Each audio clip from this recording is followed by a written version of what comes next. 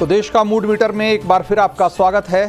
हमारा पड़ोसी मुल्क बांग्लादेश जो सांप्रदायिक हिंसा की आग में झुलस रहा है, जहां जमात इस्लामी जैसे आतंकी संगठन हुकूमत में आ चुके हैं, जहां अल्पसंख्यक हिंदुओं को चुन चुन कर मारा जा रहा है, वो बांग्लादेश जिसके कट्टरपंथी नेता हिंदुस्तान की नफरत में अंधे हो चुके हैं, वही बांग्लादेश क्या अब परमाणु बम हासिल करने वाला है? सोच लीजिए, एक ऐसे टूटे फूटे और बिखरे हुए मुल्क के पास अगर परमाणु बम आ गया तो उसका अंजाम क्या हो सकता है?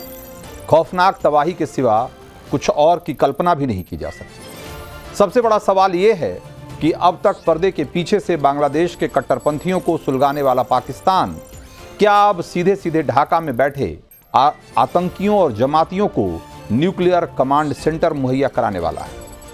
क्या दुनिया में एक छत्र मुस्लिम सत्ता और शरिया राज कायम करने का कि सनक पाले इस्लामिक कट्टरपंथियों को एटम बम वाला रास्ता दिखाई देने लग गया है?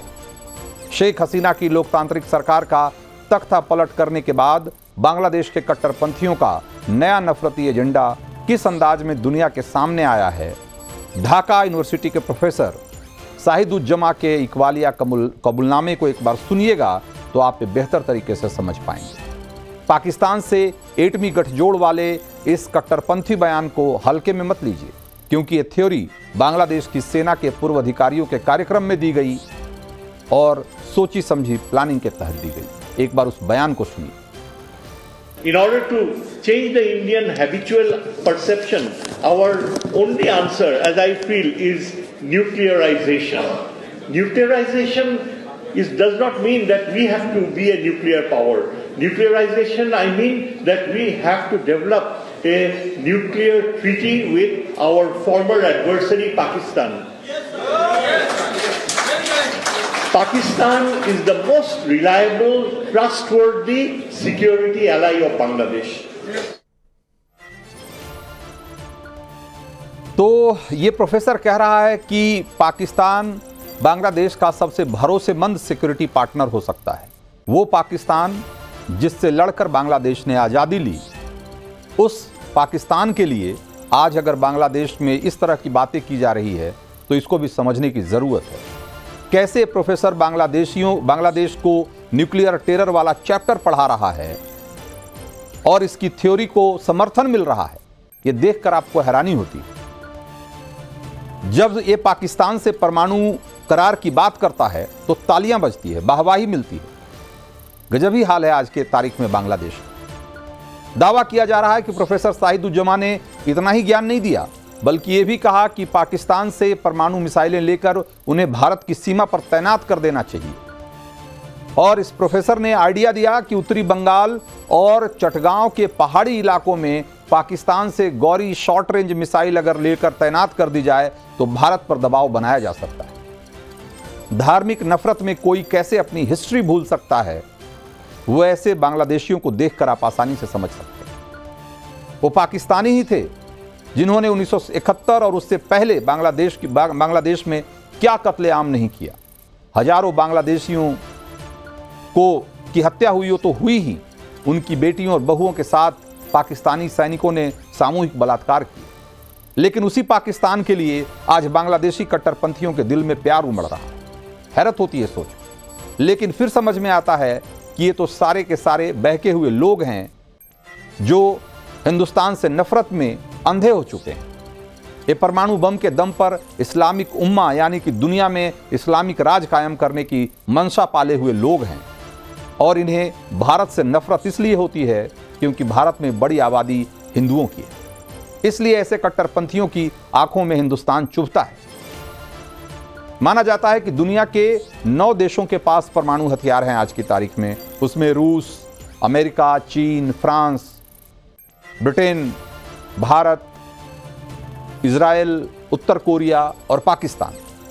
और ये जो पाकिस्तान है उसने चोरी से परमाणु बम बनाया था। और कहते हैं कि चोर चोर मौसेरे भाई, इसलिए बांग्लादेश और पाकिस्तान गुपचुप परमाणु बम वाला खेल लगता है खेलना चाह रहे हैं। लेकिन ऐसा ना अमेरिका होने देगा और ना हिंदुस्तान।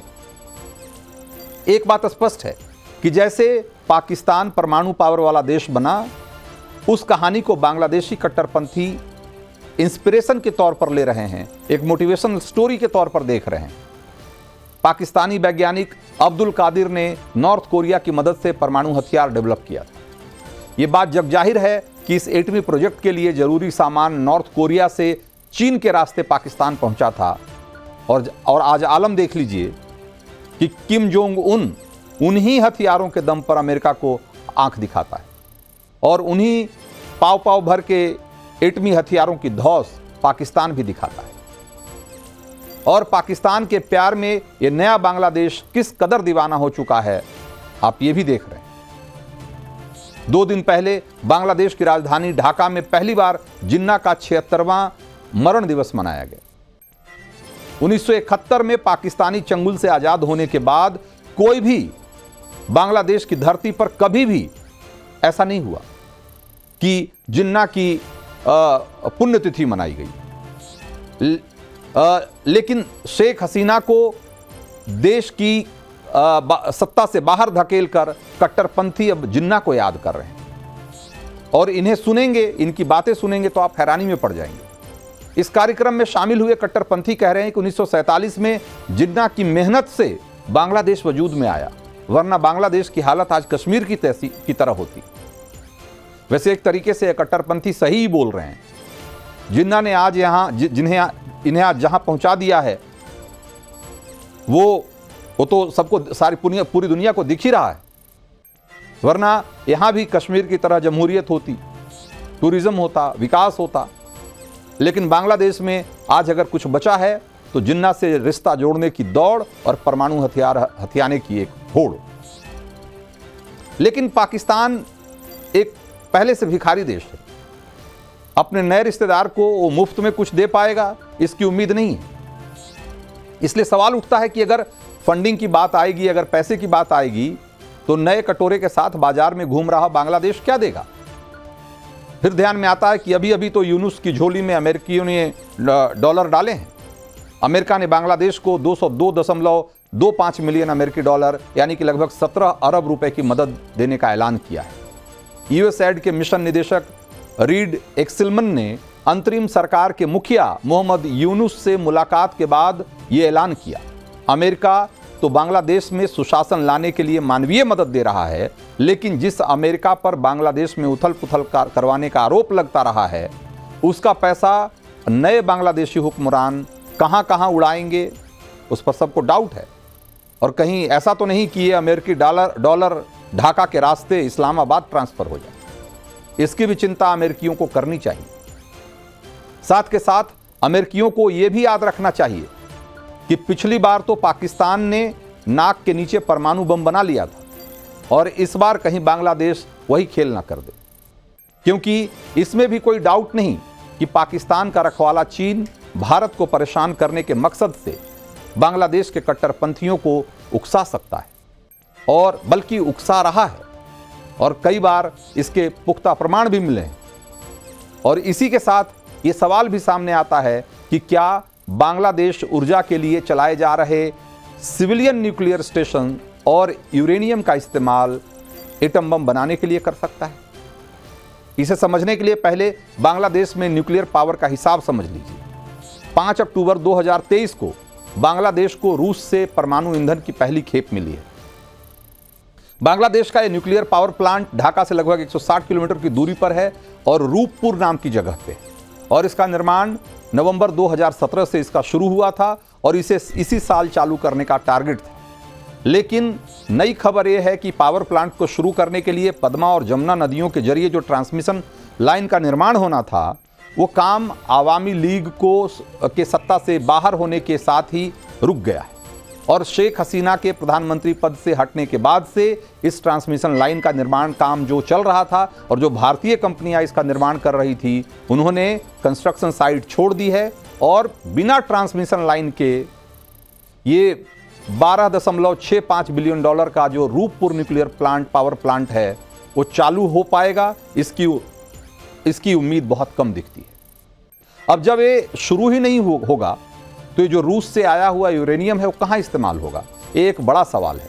हालांकि जो फ्यूल ग्रेड यूरेनियम और बॉम्ब ग्रेड यूरेनियम है उसमें बहुत फ़र्क होता है। और जो बॉम्ब ग्रेड यूरेनियम है वो बहुत इनरिच्ड यूरेनियम होता है और उसके लिए अलग तरह की टेक्नोलॉजी की ज़रूरत पड़ती है, जो कि जाहिर सी बात है बांग्लादेश के पास तो नहीं है। इसीलिए इंटरनेशनल एजेंसियों को इस बात को लेकर सतर्क होने की ज़रूरत है कि जो इन बांग्लादेश को आज ये उनके कटोरे में जो डॉलर और रूबल डाल रहे हैं उसका इस्तेमाल कहीं इस तरह के हरकतों के लिए ना हो जाए।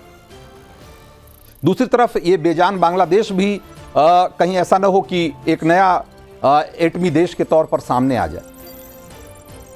तो ये सारी चीज़ें, ये सारे सवाल हैं जो आज भारत के भी सामने हैं और दुनिया की जो सुरक्षा को लेकर एजेंसियां काम कर रही हैं उनके सामने भी है, जिस पर ध्यान देने की ज़रूरत है। तो देश का मूड मीटर में आज इतना ही।